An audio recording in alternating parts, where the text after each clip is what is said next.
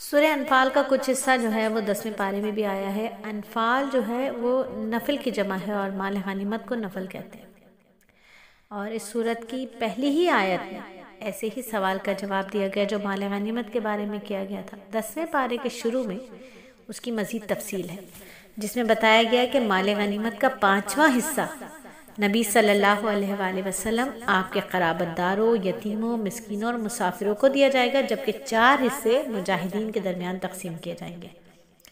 تو مال غنیمت کی تقسیم کا حکم بتانے کے بعد دوبارہ غزوہ بدر کی تفصیل ہے، جس میں قرآن نے اپنے خاص اسلوب میں اس کی ایسی منظر کشی کی ہے کہ گویا سننے والے جو ہیں وہ اپنی آنکھوں سے اس غزوے کا حال دیکھ رہے ہیں۔ پھر یاد دلاتے چلیں کہ غزوہ بدر کے تمام واقعات ہم سنائیں گے آپ کو انشاءاللہ تعالی زندگی بخیر۔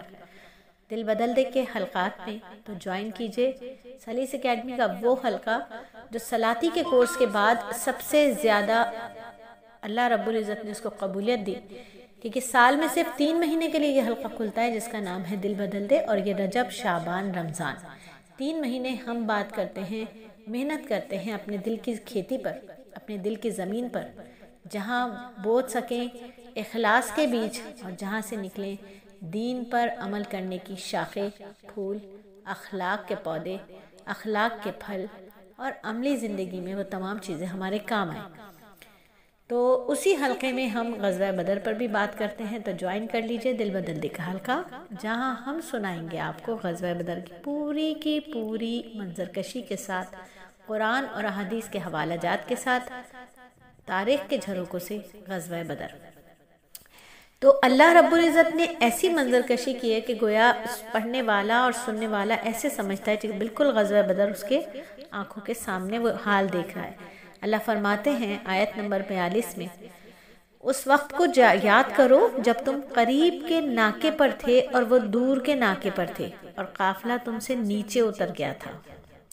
تو غزوہ بدر کے حوالے سے جو باتیں یہاں ذکر کی ہیں ان میں خاص باتیں کیا تھی کہ جب دونوں لشکر آمنے سامنے ہوئے تو کفار نے مسلمانوں کی تعداد بہت کم سمجھی اور یوں ہی مسلمانوں کو کفار بہت کم دکھائی دیے۔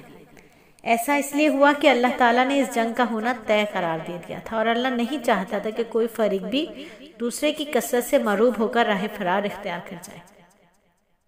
اللہ تعالیٰ نے غزوہ بدر میں مسلمانوں کی نصرت کا تذکرہ کرنے کے بعد اللہ کی نصرت کے 4 عناصر ذکر کیے کہ اللہ کی مدد آتی ہے۔ کب آتی ہے؟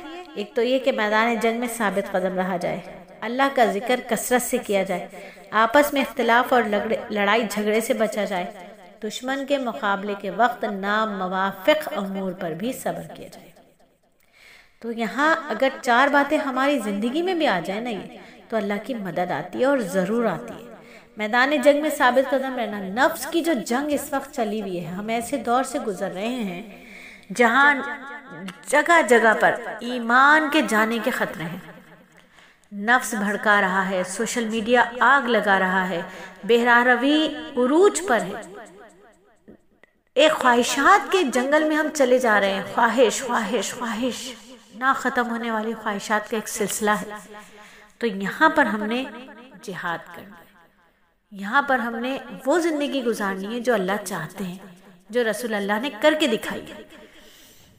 تو اس میدان جنگ میں، نفس کی جنگ میں ہمیں ثابت قدم رہنا ہے، دین کے رستے پر ثابت قدم رہنا ہے۔ مشکلات آئیں گی، بالکل آئیں گی، مشکلات آئیں گی، آپس میں اختلافات بھی آئیں گے، تو آپس کے اختلافات سے بچنا ہے، لڑائی جھگڑے سے بچنا ہے، اللہ کا ذکر کثرت سے کرتے رہنا ہے کہ علم ایک راستہ ہے اور ذکر اس کی روشنی ہے۔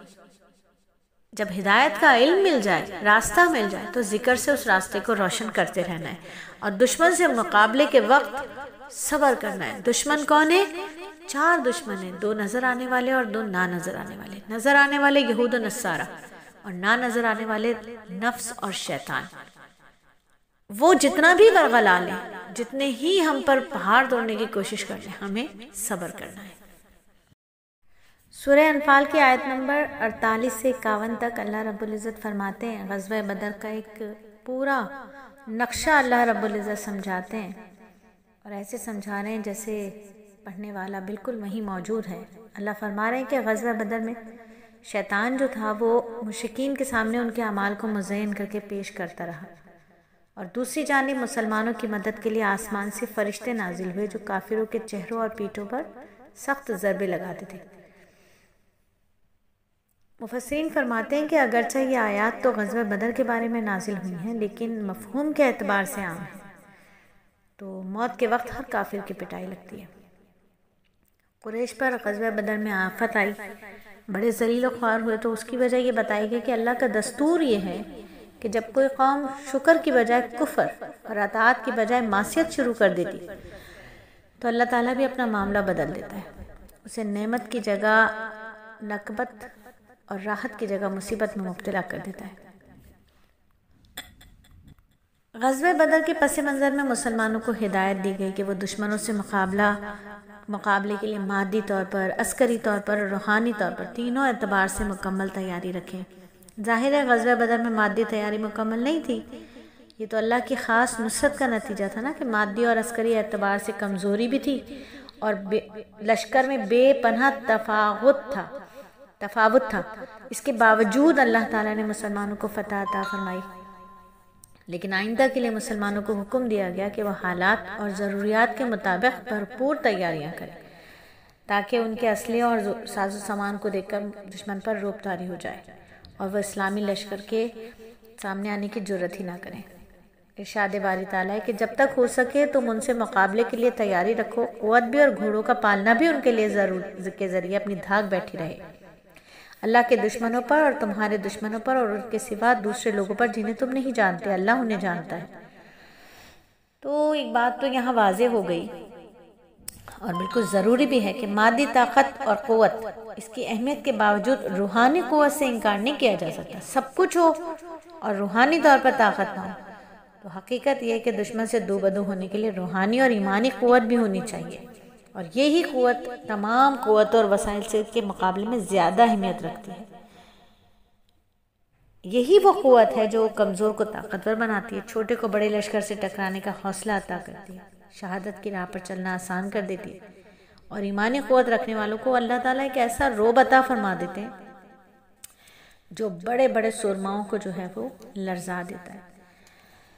اور آج کے مسلمان جو ہیں دکھ کے ساتھ کہنا پڑتا ہے کہ فکری، علمی، مادی، روحانی ہر اعتبار سے ضعف اور کمزوری کا شکار ہے۔ تو جہاں مسلمانوں کو جنگ کے لیے ہر وقت تیار رہنے کا حکم دیا گیا، وہاں یہ بھی حکم دیا گیا کہ اگر یہ کافر صلح کی طرف مائل ہو تو تم بھی اس کی طرف مائل ہو جاؤ۔ ان آیت سے واضح ہو جاتا ہے کہ اگر صلح میں مسلمانوں کی مصلحت ہو تو صلح کر لینی چاہیے۔ جنگ کی تیاری اور جذب جہاد کا یہ ہرگز مطلب نہیں ہے کہ بہر صورت جنگ ہی ضروری ہے۔ مصالحت کرنی چاہیے، اس سے دور رہنا چاہیے، اللہ کا حکم ہے۔ خود نبی صلی اللہ علیہ وآلہ وسلم نے بارہا مواقع پر صلح کا راستہ اختیار کیا۔ جنگ بدر میں 70 مشرکین گرفتار ہوئے تھے۔ ہمارے آقا صلی اللہ علیہ وآلہ وسلم نے اپنی عادت کے موافق ان کے قسمت کا فیصلہ کرنے کے لیے صحابہ سے مشورہ کیا۔ حضرت عمر رضی اللہ تعالیٰ عنہ اور کئی صحابہ کی رائے تھی کہ انہیں قتل کر دیا جائے، جبکہ ابو بکر صدیق رضی اللہ تعالیٰ عنہ اور بعض صحابہ کہہ رہے تھے، انہوں نے مشورہ دیا کہ فدیہ لے کر انہیں آزاد کر دیا جائے۔ نبی صلی اللہ علیہ وآلہ وسلم نے اسی رائے کو پسند فرمایا، ان قیدیوں کو رہا کر دیا۔ اس پر اللہ تعالیٰ کا عذاب نازل ہوا، فرمایا کہ اگر اللہ کا حکم نہ ہوتا تو جو فدیہ تم نے لیا ہے اس کے بدلے تم پر بڑا عذاب نازل ہوتا۔ آیت نمبر 68 میں فرمایا۔ تو اس قسم کی آیت جو ہیں وہ بالکل صداقت اور حقانیت کی دلیل ہیں کہ یہ اللہ کا کلام ہے۔ اگر یہ آیات قرآن میں ہرگز جگہ نہ پاتی ہیں اگر یہ اللہ کا کلام نہیں ہوتا، تو یہ اللہ کا کلام ہے۔ اس کے باوجود مسلمانوں کو فدیہ کھانے کی نہ صرف اجازت دی بلکہ اسے حلال قرار دیا، پاکیزہ قرار دیا۔ مشرکین قیدیوں سے لیا گیا تھا جو فدیہ، وہ اجازت تھی کہ مسلمان اس کو استعمال کریں، اور سورت کے اختتام پر ان لوگوں کو ایک دوسرے کا رفیق قرار دیا جو اللہ کی رضا کے لیے ہجرت اور جہاد کرتے ہیں، ایک دوسرے کو ٹھکانہ فراہم کرتے ہیں اور ایک دوسرے کی مدد کرتے ہیں۔ اس سورت کی ابتدا جہاد سے اور مال غنیمت سے ہوئی تھی اور اختتام نصرت سے اور ہجرت کے ذکر پر ہوا۔ گویا اگر ہم پوری سورت کو دیکھیں تو سورت کی ابتدا سے اختتام تک جہاد کا ہی بیان ہے تقریباً۔ الحمدللہ سورہ انفال پوری ہوئی۔ اب ہماری اگلی سورت ہے سورہ توبہ، جو کہ 10ویں پارے میں ہی ہے۔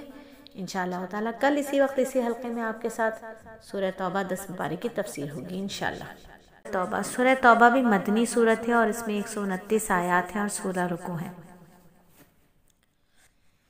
اس کے معنی ہے معافی مانگنا، ندامت۔ اس سورت کا پہلا لفظ ہے برات۔ یہ سورت 9 ہجری میں اس وقت نازل ہوئی جب نبی پاک صلی اللہ علیہ وآلہ وسلم کے رومیوں کی سرکوبی کے لیے نکلے تھے، اور اس غزوے کو جو رومیوں کے اگینسٹ کیا گیا تھا، اس غزوے کو غزوہ تبوک کے نام سے یاد کیا جاتا ہے۔ یہ بھی مکی سورت ہے اور نبی پاک صلی اللہ علیہ وآلہ وسلم کی حیات طیبہ کے آخری دور میں یہ نازل ہوئی ہے، اور اپنے مضامین کے اعتبار سے یہ پچھلی سورت یعنی سورہ انفال کی تکمیل ہے، اور غالباً اسی لیے عام صورتوں کے برخلاف اس کے شروع میں بسم اللہ الرحمن الرحیم نہیں ہے، نہ نازل ہوئی ہے نہ لکھی گئی ہے۔ اس سورت کی تلاوت کا قاعدہ بھی یہ ہے کہ جو شخص پیچھے سورہ انفال سے تلاوت کرتا ہوا آ رہا ہے وہ تعوذ نہیں، تسمیہ نہیں پڑھے گا، اسے تسمیہ نہیں پڑھنی چاہیے، کیونکہ یہ ایک بات ہے جو کمپلیٹ ہو رہی ہے۔ ہاں، اگر کوئی شخص اسی سورت سے تلاوت شروع کرے گا تو اس کو پھر تسمیہ پڑھنی چاہیے۔ بعض لوگوں نے اس سورت کے شروع میں تسمیہ کے بجائے کچھ اور جملے پڑھنے بھی بنا رکھے ہیں، یہ بے بنیاد ہے۔ جو طریقہ ہے سلف صالحین کا وہ یہی ہے کہ اگر آپ سورہ انفال پڑھتے چلے جا رہے ہیں یا پڑھتی چلی جا رہی ہیں تو پھر آپ کو سورہ توبہ کے آغاز میں تسمیہ نہیں پڑھنی ہے، اور اگر آپ نے سورہ توبہ سے ہی آغاز کیا ہے اپنی تلاوت کا تو پھر یہاں پر آپ تسمیہ پڑھیں گی۔ یہ سورت فتح مکہ کے بعد نازل ہوئی تھی، اور عرب کے بہت سے قبائل جو تھے اس انتظار میں تھے کہ نبی صلی اللہ علیہ وآلہ وسلم کے ساتھ کفار قریش کی جنگ کا انجام کیا ہوتا ہے۔ جب قریش نے حدیبیہ والا معاملہ توڑ دیا اور آپ صلی اللہ علیہ وآلہ وسلم نے مکہ مکرمہ پر حملہ کیا اور کسی خاص خونریزی کے بغیر اسے فتح کر لیا، اس موقع پر کفار کی کمر ٹوٹ چکی تھی۔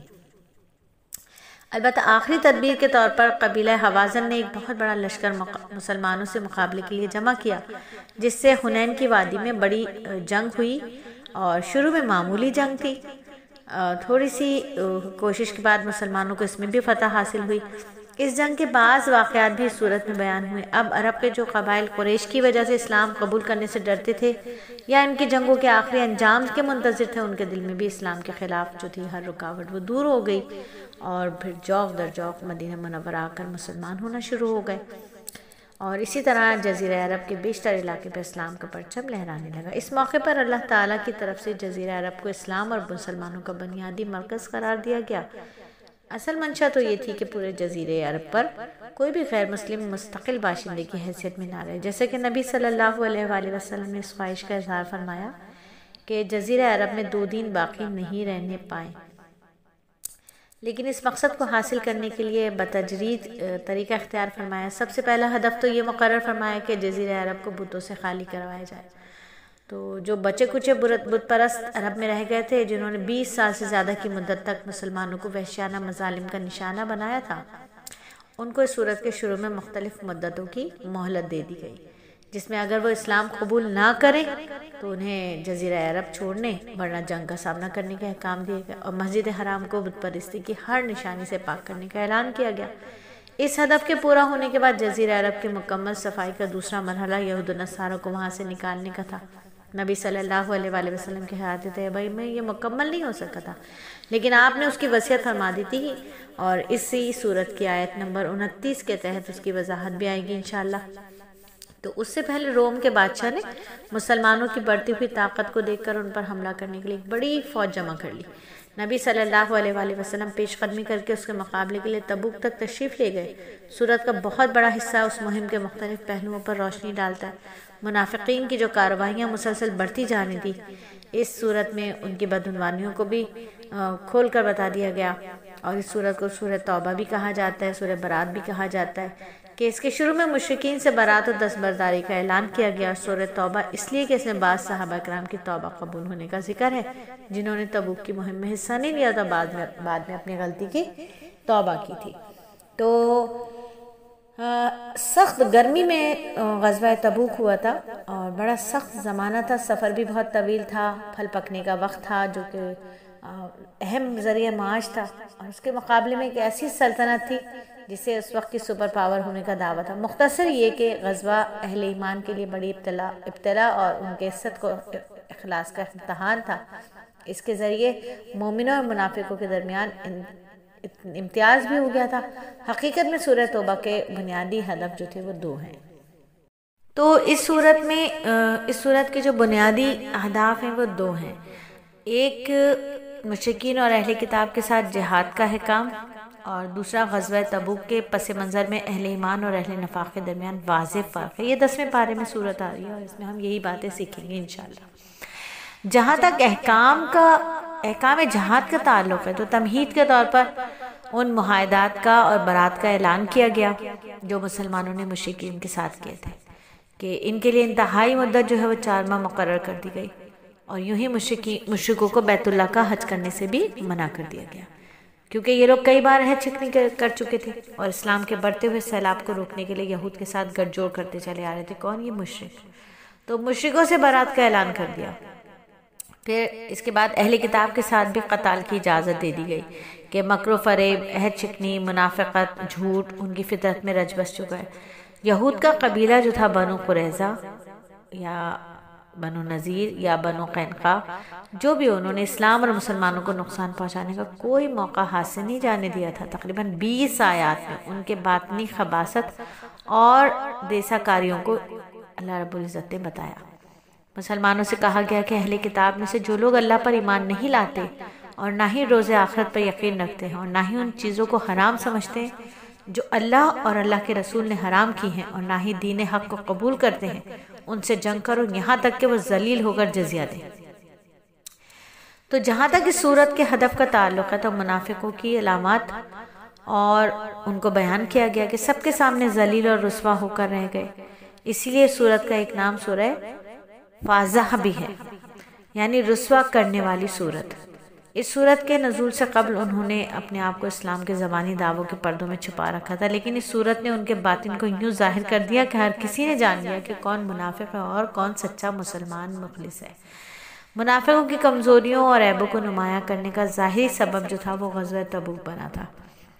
جہاد تو ویسے بھی جان کو جوخم میں ڈالنے کے لیے کی بڑی ایک عبادت ہے، لیکن جب غزوہ تبوک میں مادی اعتبار سے اپنے وقت کی سب سے بڑی فوج سے مقابلہ ہو رہا تھا، وہ بھی شدید گرمی میں، فقر و فاقہ کے دنوں میں، اس وقت غزوے کے پس منظر میں منافقوں سے جو حرکتیں سرزد ہو گئی اس کا اندازہ ہم اس صورت میں لگا سکتے ہیں کہ اللہ رب العزت کیا فرما رہے ہیں. تو دیکھتے ہیں سورہ توبہ کی تھوڑی سی جھلکیاں اور بعض آیات کا ماخوذ ہیں یہ جھلکیاں کہ اللہ رب العزت کیا فرما رہے ہیں اور کس طرح منافقوں کی حرکتیں دکھا رہے ہیں. تو اللہ تعالیٰ نے پیشن گوئی فرما دی تھی کہ منافقین قسمیں کھا کر کہیں گے کہ اگر ہم طاقت رکھتے تو آپ کے ساتھ ضرور تبوک کی طرف چل پڑتے. آیت نمبر 42 میں.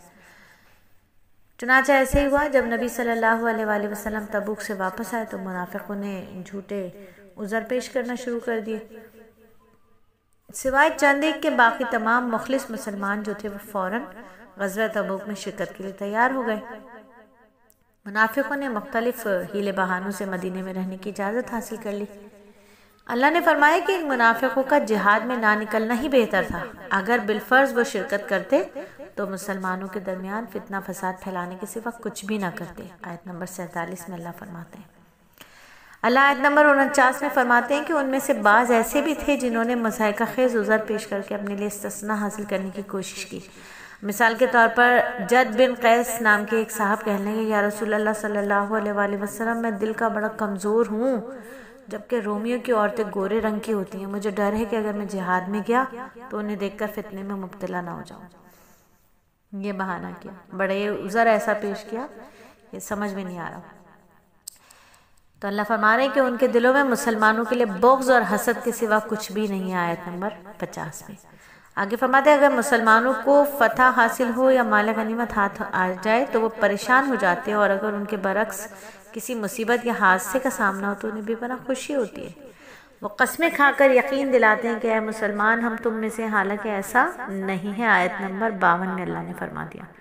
پھر اللہ آگے فرماتے کہ ان کی نظریں صرف مال پر ہوتی ہیں، اگر مل جائے تو خوش ہوتے ہیں، اگر محروم رہیں تو اللہ کے نبی پر طعنہ زنی سے بھی باز نہیں آتے. آیت نمبر 61 میں اللہ تعالیٰ فرماتے ہیں، کیونکہ حضور صلی اللہ علیہ وآلہ وسلم ہر کسی کی بات سن لیا کرتے تھے، اس لیے وہ آپ کے بارے میں کہتے تھے آپ تو نرے کان ہیں. پھر آگے آیت نمبر 64 میں اللہ رب العزت فرماتے ہیں آپ صلی اللہ علیہ وآلہ وسلم کی زندگی میں انہیں مستقل یہ اندیشہ لگا رہتا تھا کہیں ایسی صورت نازل نہ ہو جو ان کا پول کھول دے اور ان کے قلبی راز فاش کر دے۔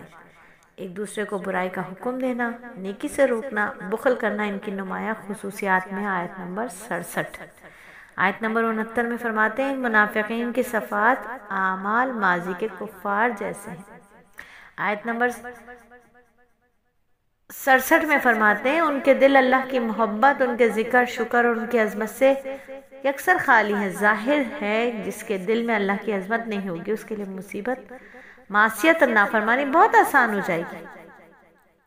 تو منافقوں کو کفار کے ساتھ تشبیہ دی، اور ان کو تشبیہ دینے کے بعد قوم نوح کا، عاد کا، سمود کا، قوم ابراہیم کا، اصحاب مدین کا، قوم لوط کا ذکر فرمایا۔ پھر 10ویں پارے کے آخر تک منافقوں ہی کا تذکرہ ہوا، اور اس کے بارے میں اللہ نے یہاں تک فرما دیا کہ اے میرے پیغمبر، آیت نمبر 84، اے میرے پیغمبر اگر آپ ان کے لیے 70 بار بھی استغفار کریں تو بھی اللہ ان کی ہرگز مغفرت نہیں کرے گا۔ اور پھر یہ بھی فرما دیا کہ اگر ان میں سے کسی کا انتقال ہو جائے تو آپ ان کی نماز جنازہ ادا نہ فرمائیں۔ تو منافقوں کے ساتھ ساتھ اللہ نے ان مخلص مسلمانوں کا بھی ذکر فرمایا جن میں سے کوئی بڑھاپے میں تھا، کوئی شدید بیماری، کوئی سامان جہاد نہ ہونے کی وجہ سے جہاد میں شرکت نہ کر سکا۔ ان لوگوں کے جذبات کا یہ عالم تھا کہ جہاد میں شرکت نہ کرنے کی وجہ سے ان کی آنکھوں سے آنسو امڑ امڑ کر آ رہے تھے، اس لیے فرمایا کہ مخلصین کی عظمت پر کوئی گناہ نہیں ہے۔